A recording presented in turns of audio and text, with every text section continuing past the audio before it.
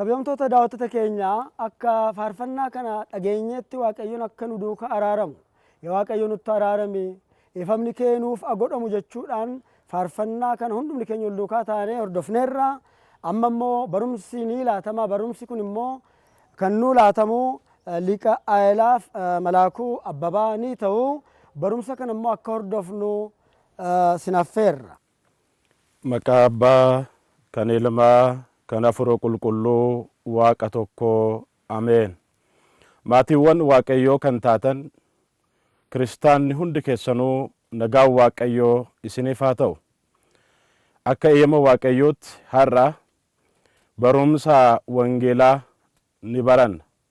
Barumsa duraa eeyyamni Waaqayyoo araarsummaa dubaroo haadha keenyaa maaramii akkasumas eegumsa ergamootaa hunda keenya wajjin waliin haa ta'u.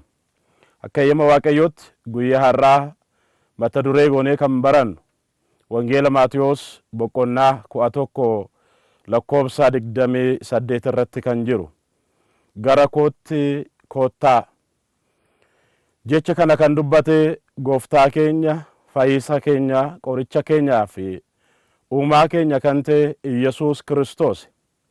Gooftaan keenya Yesuus Kiristoos wangeela Maatiyos boqonnaa 11 lakkoobsa 28 irratti gara koo koottaa yeroo jedhu gara isaatti akka ufnu gara Waaqayyootti akka deebinu daandii Waaqayyoo akka qabannu daandii Waaqayyoo irratti yeroo hunda akka deddeebinu inni Waaqa jaalalaa abbaa jaalalaa ijaa ta'eef gara kootti kottaa jechuudhaan waamicha nuuf godha.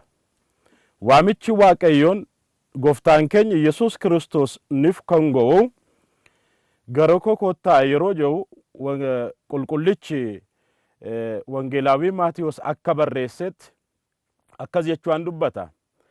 Egaa gara koo goottaa ani boqonnaa isiniif nan kenna jedha. Ani boqonnaa isiniif hin kenna. Gara Waaqayyootti yeroo dhufnu gara mana Waaqayyootti yeroo dhufnu Waaqayyoon arganna. Waaqayyoon yeroo argannu immoo ani boqonnaa isiniif hin kenna jedha.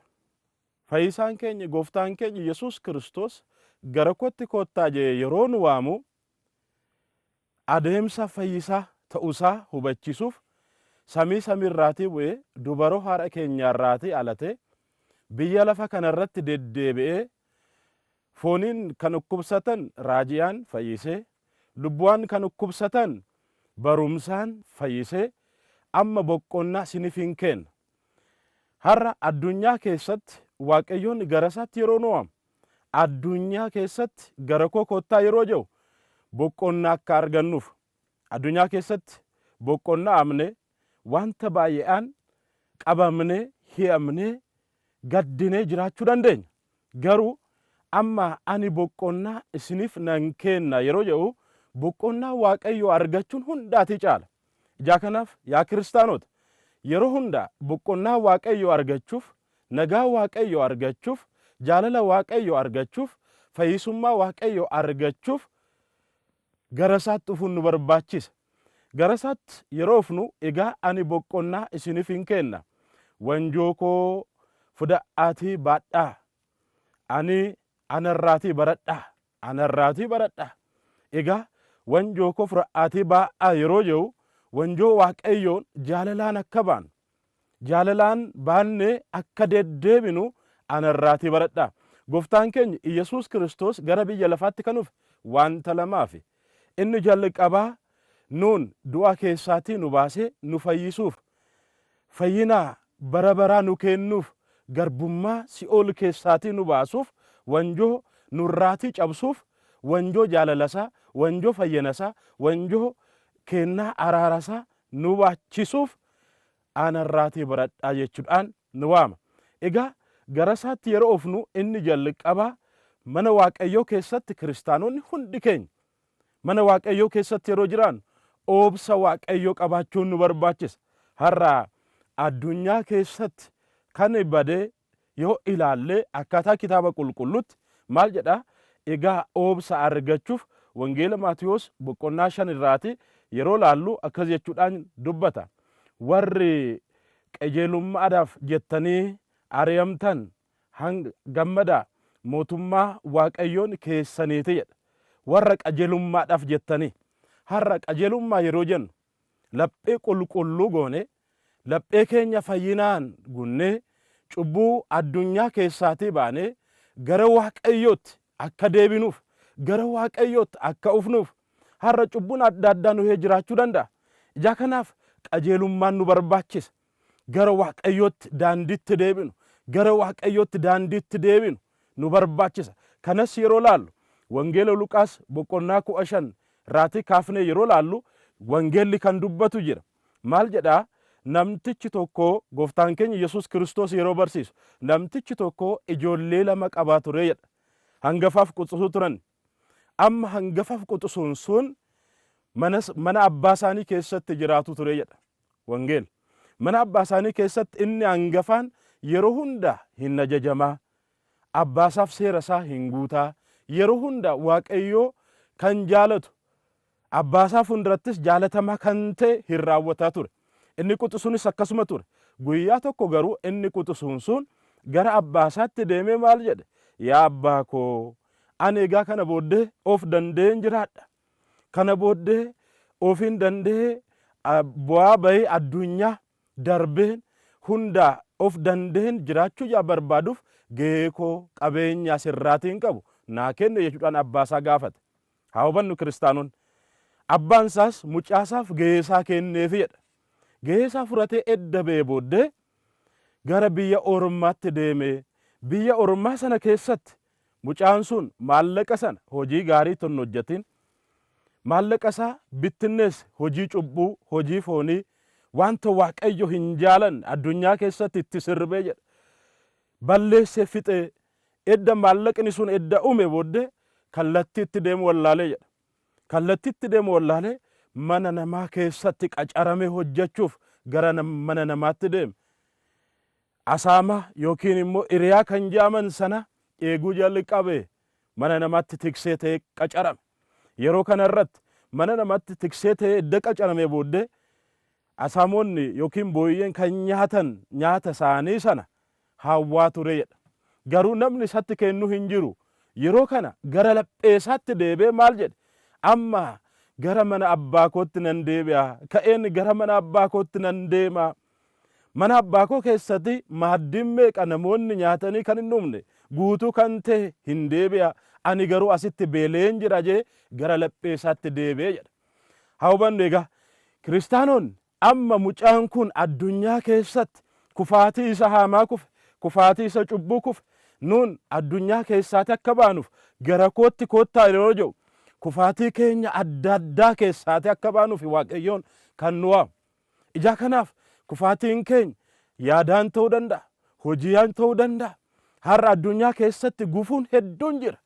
Inni mucaan sun egaa sirbu'aan har'as namoonni dargaggoonni hedduun mana waaqayyoo ufanii waaqeffachuu irraatii dagatanii mana waaqayyootti deebi'uu dagatanii bara gaabbii irraanfatanii sirbaan qofa yookiin foon gammachiisuudhaan qofa ejjuudhaan wanta cubbuu waaqayyo hin jaalanne hojjechuudhaan yeroo isaanii kan dabarsan jiru. Garuu mucaan kun gara lapheesaatti deebi'e. Maaliif? Addunyaan kun hin darba. Yeroon qabeenya addunyaan yeroo uumuu qofa miti gara waaqayyootti deebi'uun kan nurra jiru. Yeroo qabeenya qabnuus yeroo humna qabnuus yeroo rakkanne qofa miti yeroo hin rakkannes gara waaqayyootti deebi'uun nu barbaachisa.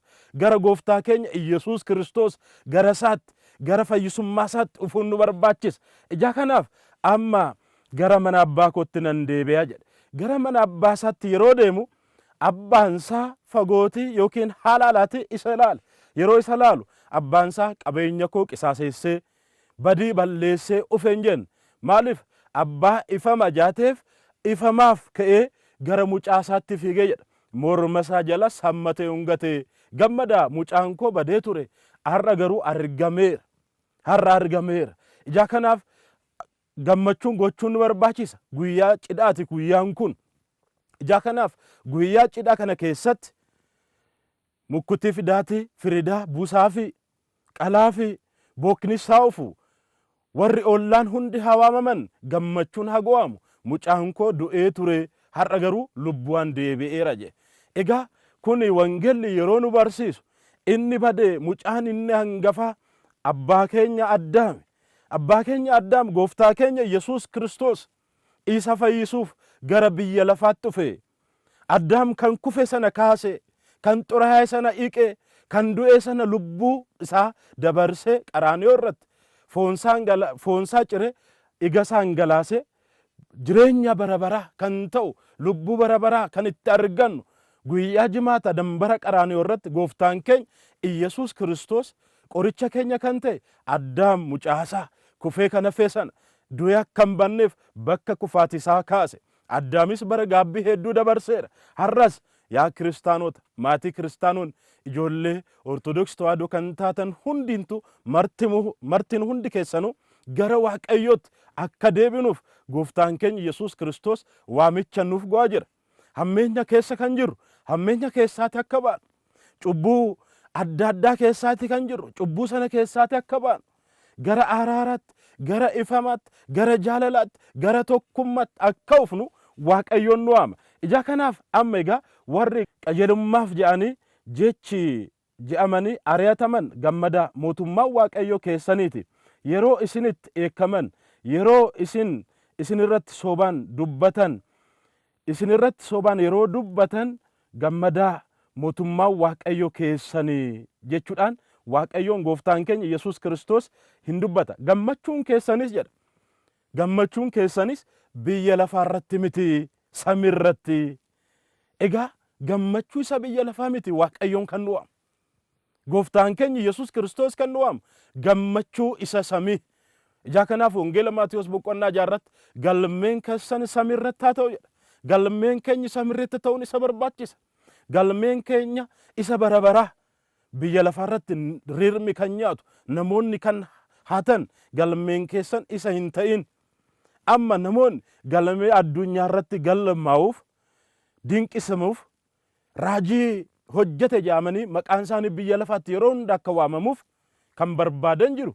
Garuu waaqayyoon immoo kan nu waamu galmee isa biyya lafaaf miti, galmee isa bara baraaf.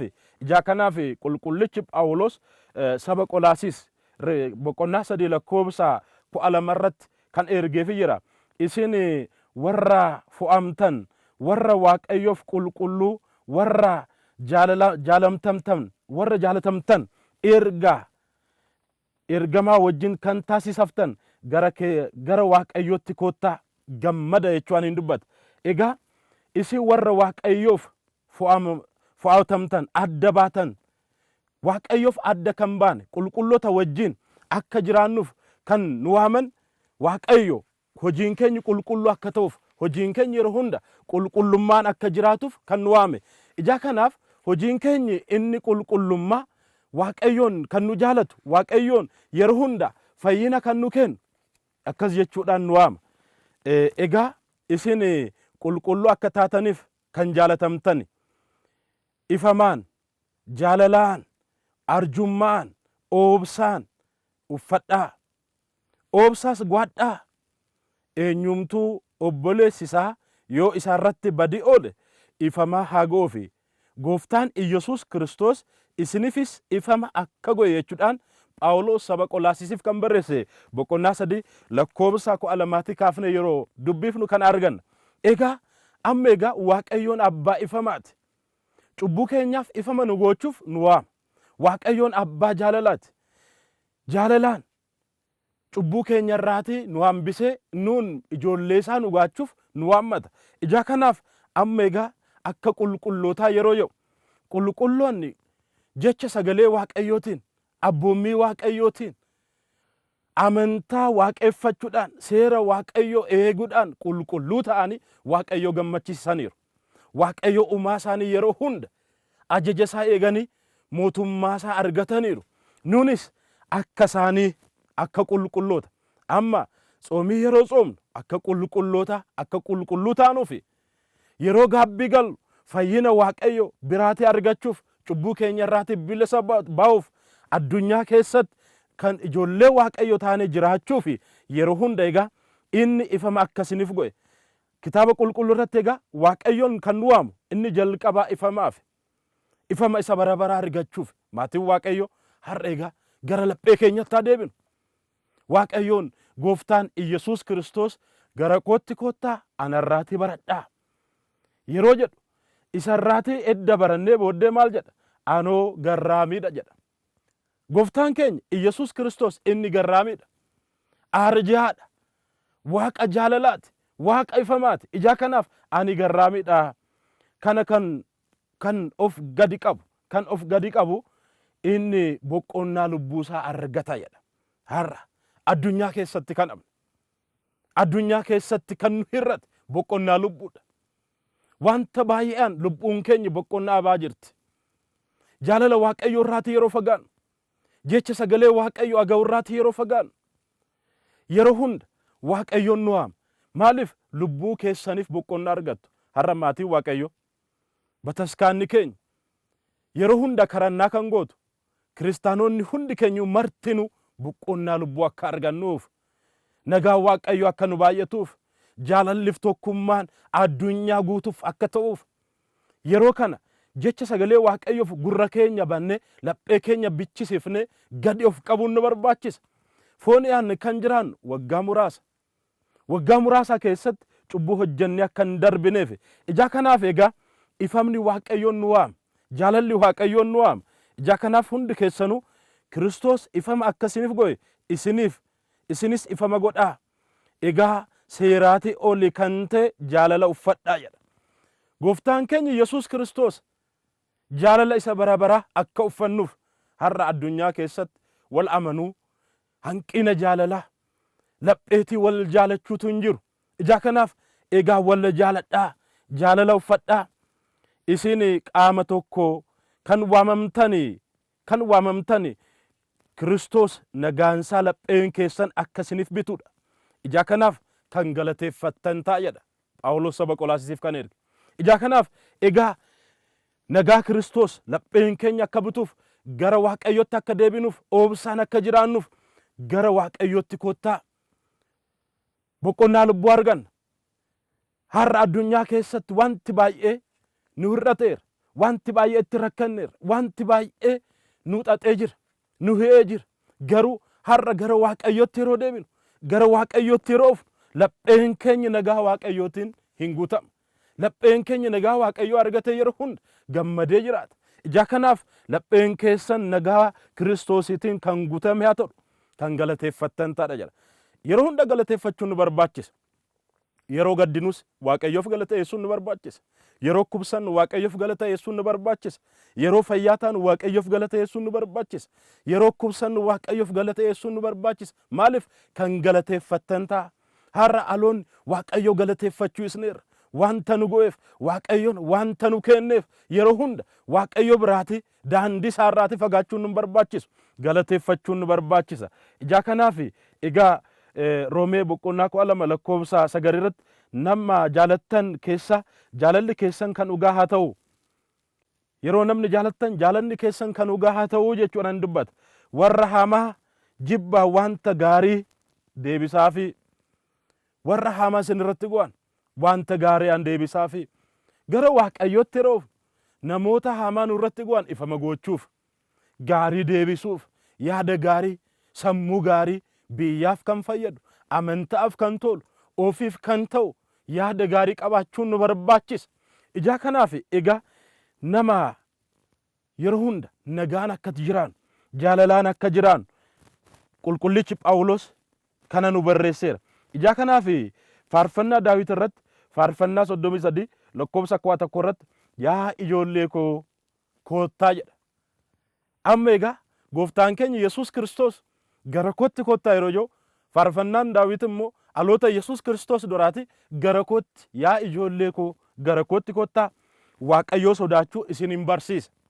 Egaa Waaqayyoo sodaachuu jechuun maal jechuudha? Waaqayyoo kabajuu, Waaqayyoo waaqeffachuu, seera isaa, abboommi isaa, jecha isaa yeroo hunda dhaggeeffannee qulqullummaan itti jiraachuu.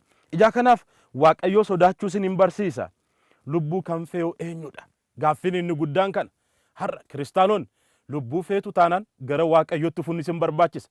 Waamicha gooftaa keenya Yesuus Kiristoos qaraaniyoo irratti ifama bara baraaf kan nu waamu, jaalala bara baraaf kan nu waame, nagaa bara baraaf kan nu waame. Maaliif wangeela Yohaannis boqonnaa 4 irratti nagaan ani isiniif kennu nagaa addunyaa irraati adda kan ba'e jedha. Nagaa Waaqayyo nagaa biyya lafa irraati adda kan ba'e. Nagaa Waaqayyo kan jijjiramu miti. Bara baraaf kan jiraatu. Ijaa kanaaf egaa lubbuu kan fe'u eenyudha? Bara isa gaariis arguuf kan jaalatu jechuudha hin dubbata. Bara isa gaarii arguuf. Bara isa gaarii jechuun isa kam? Isa bara gaarii gara mootummaa Waaqayyootti kan nu galchu. Daandii Waaqayyo qabannee waamicha Waaqayyo aggeeffannee kan itti deemnu. Ijaa kanaaf gara Waaqayyootti egaa bara isa gaarii arguu kan barbaadu. Egaa bara isa gaarii arguu kan barbaadu inni arrabasaa yookiin dubbisaa hamaarraatii haa orku. Hamaarraatii haa orku. Hi'iinsaa soba dubbachuurraatii haa deebi'u. Hammeenyarraatii baqadhu jedha. Hammeenyarraatii baqadhu. Amma gooftaan keenya Yesuus Kiristoos gara isaatti yeroo dhuwamu hammeenyarraatii akka baqannuuf, hammeenyarraatii akka deebinuuf, hammeenya cubbuu, gosummaan, sagaagalummaan, machiyaan, mana moortuu yookiin mana xanqaayii namtolchee waaqeffachuudhaan yookiin bakka Waaqayyoon nuuf hin eeyyamne deemurraatii hammeenyarraatii fagaadhu. Obboleessa kee jibbuurraatii fagaadhu. Biyya kee jibbuurraatii fagaadhu. Jaalalaaf akka jiraannu hammeenyarraatii fagaadha yaameetu kitaabni qulqulluun kan nu barreeffame. Ija kanaaf hammeenyarraatii fagaadhu. Gaarii go'i. Gaarii gochuun nu barbaachisa. Hammeenyarraatii fagaadhu edda jee booddee Daawit gaarii go'i. Gaarii gochuun maal jechuudha? Egaa Waaqayyo seera isaa beeku. Jecha sagalee isaa gurraan qofa otoo hin ta'in laphee keenya keessatti bulchuu. Lapheen keenya bultoo jecha sagalee Waaqayyo ta'uun isa barbaachisa. Yeroo hunda jireenya keenya keessatti baanee yeroo galluutti umurii Waaqayyo nu kenna keessatti waaqeffannaa Waaqayyo keessatti yeroo jiraannu, amantaa keessatti yeroo jiraannu, amantaa keessatti yeroo deddeebinu egaa gaarii gochuun nu barbaachisa. Namoota walitti bu'an araarsuun nu barbaachisa. Kan rakkate qarqaaruun nu barbaachisa. Kan heeme gaafachuun nu barbaachisa. Dhugaa kan aban dhugaa kennuun nu barbaachisa. Kana yeroo goonu Waaqayyoon nu jaalata. Gaarummaa Waaqayyoo ani mootummaa Waaqayyoo kan argannu. Gaarii hojjechuun mootummaa Waaqayyootti arganna. Ija kanaaf gaarii godhii nagaa barbaadi. Nagaa barbaadi. Nagaa Waaqayyoo barbaachuuf gara Waaqayyootti dhufna. Nagaa barbaadi ishees duukaa bu'ii jedha. Yeroo hunda nagaa Waaqayyoo wajjin duukaa akka buunuufi anarraatii baradha yeroo jedhu gooftaan keenya Yesuus Kiristoos addunyaa guutuuf nagaa kenneera. Wangeela Yohaannis boqonnaa 21 irratti nagaan isiniif haa ta'u. Nagaan Waaqayyo addunyaaf guutuudha. Nagaa Waaqayyo kan boreessu yaada Waaqayyo irraatii yeroo baanu, yaada cubbuwaana yeroo bitamu. Ija kanaaf maatiin kiristaanoon hundi keenya gara mana Waaqayyootti yeroo deebinu, gaabbiyaan akka deebinu, jaalalaan akka deebinu, araaraan akka deebinu, laphee qulqullummaan akka deebinu, fayyinaan akka deebinu yeroo hunda egaa tsoomii yeroo tsoomnus gammannee akka deebinuuf afurri Waaqayyoo dibaan Waaqayyoo nu wajjin ta'ee akka deebinuuf nu barbaachisa. Ija kanaaf egaa yaa ijoollee koo naagaa har'a gurri keenya gara Waaqayyootti haa deebi'u. Lapheen keenya Waaqayyootti bitamutti haa deebi'u. Yaanni keenya haa sassaabamu. Ija kanaaf gara kootti kottaa yeroo jedhu egaa hundarraatii kan caalu Waaqayyoon kan nu waamu nagaa isa bara baraa nu kennuuf. Nagaa isa bara baraa argachuuf jecha sagalee Waaqayyo kabajuun nu barbaachisa. Nagaa isa bara baraa argachuuf jecha sagalee Waaqayyo ageenye har'a maal keessa hin jira? Qorachuun nu barbaachisa. Of ilaaluun nu barbaachisa. Olmaan koo eessa? Bultoon koo eessa? Daandii Waaqayyo irraatiin jira jennee of ilaaluun nu barbaachisa. Ija kanaaf egaa gara kootti kottaa edda jee booddee maal jedha? Asirratti deebinee yeroo laallu ergaa Qolaasis Phaawulos saba Qolaasisiif kan erge akkas jechuun dubbata boqonnaa 3 lakkoofsa. Egaa jedha kaatii Kiristoos mirga Waaqayyo akka taa'ee isa gaara jiru hawwaa jedha. Isa gaara jiru hawwaa. Gaara kan jirus yaadaa. Isa biyya lafaa miti jedha. Isa biyya lafaa miti. Waamichi Waaqayyoon isa biyya lafaaf miti. Maaliif wangeela Maatiyos boqonnaa 6 irratti Waaqayyoon abbaan keessan guyyaaf kan itti uffattan, kan nyaattan, kan dhugdan inni abbaa keessan ijaateef isiniif yaada jaameera. Inni abbaan keenya, uumaan keenya, qorichi keenya, fayyisaan keenya, gooftaan Iyesuus Kiristoos inni nuuf yaada abbaa hundaa keenyaati.